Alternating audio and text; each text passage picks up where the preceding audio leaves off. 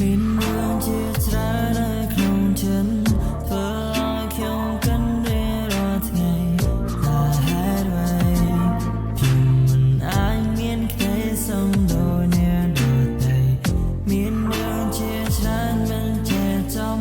ធ្វើឲ្យខ្ញុំស្អប់នៅជុំវិញខ្លួនចង់រត់ពួនមិនចង់ជួបចោលរឿងសំដីដល់សា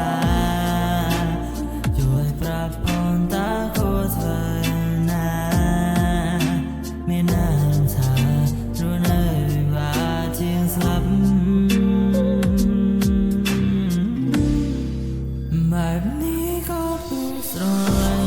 ยนเป็นเอาแต่เป็นแค่คือเคยย้อนว่า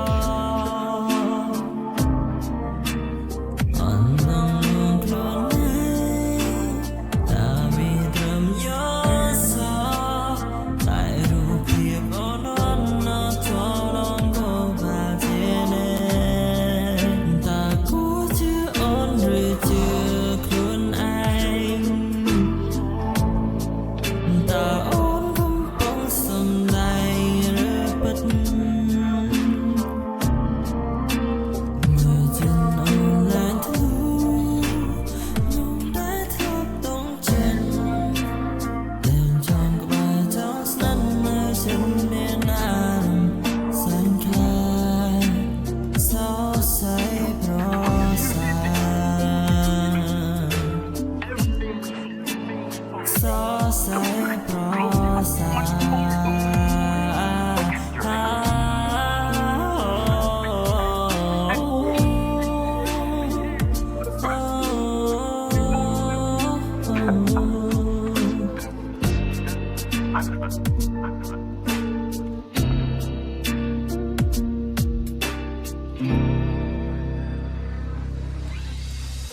ខ្ញុំមានជំងឺលើគ្រូបาดថាខ្ញុំលេងឈឺខ្ញុំការជំងឺសរសៃប្រសាទ